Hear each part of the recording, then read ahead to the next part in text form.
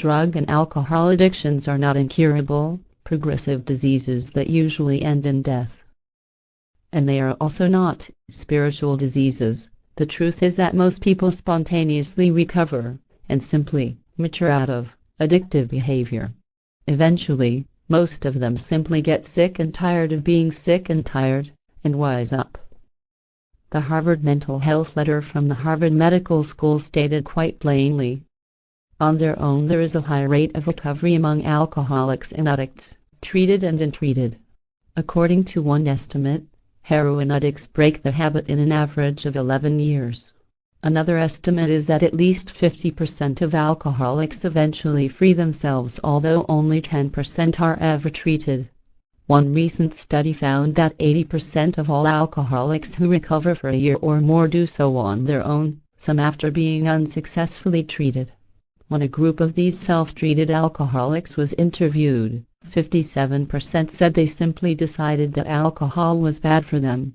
29% said health problems, frightening experiences, accidents, or blackouts persuaded them to quit.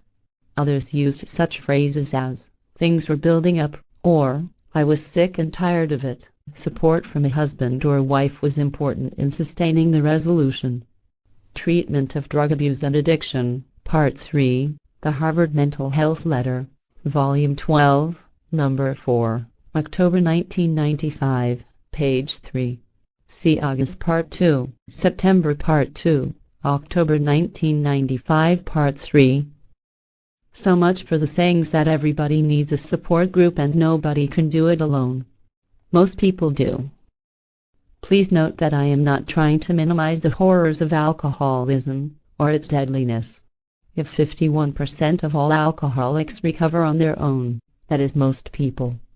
That still leaves a lot of fatalities. And note that the Harvard Medical School says that the support of a good spouse is more important than that of a 12-step group. But AA says just the opposite. Dump your spouse and marry the AA group, because AA is the only way.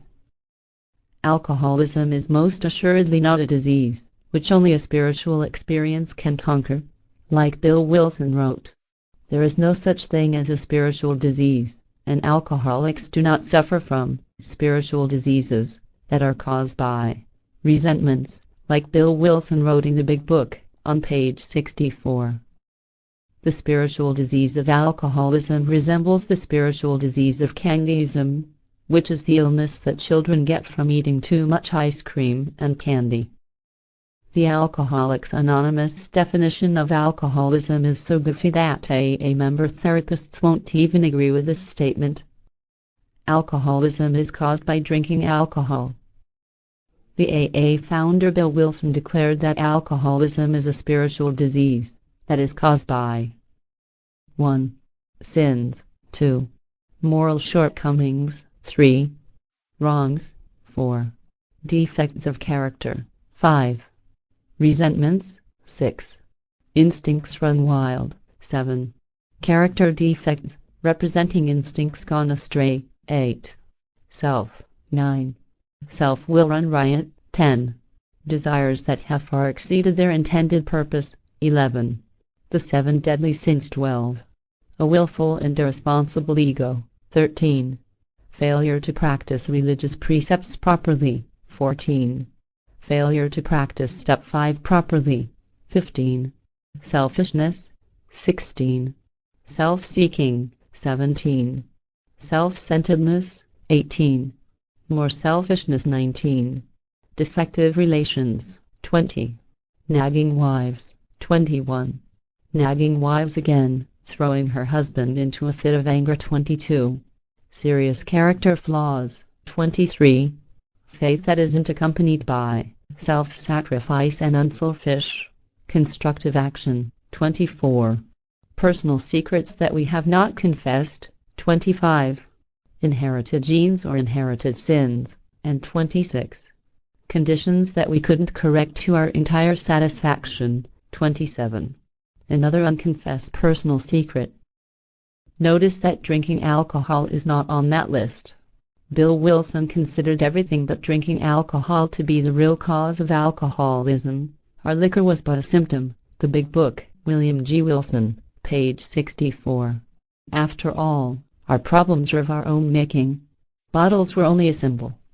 The Big Book, William G. Wilson, page 103.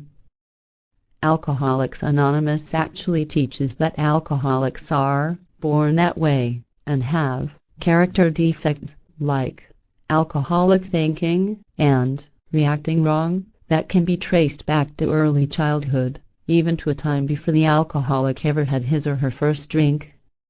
Those who do not recover are men and women who are constitutionally incapable of being honest with themselves. They are not at fault. They seem to have been born that way. The Big Book, 3rd and 4th edition, page 58. It wasn't because my wife left me that I started to drink, or because my mother didn't love me. It was because I have always been a potential alcoholic.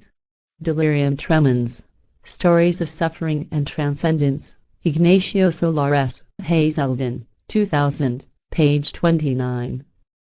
Fact: I've also always been a potential astronaut, and a potential Nobel Prize winner, and a potential rock and roll star, and a potential saint, too, but it never happened.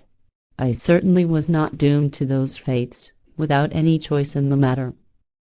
So what was the real reason that guy became an alcoholic? How about he felt bad and wanted to feel good? How about he was an abused child of an alcoholic parent, growing up in a dysfunctional family, and that's why he was always different, and felt different, even from early childhood?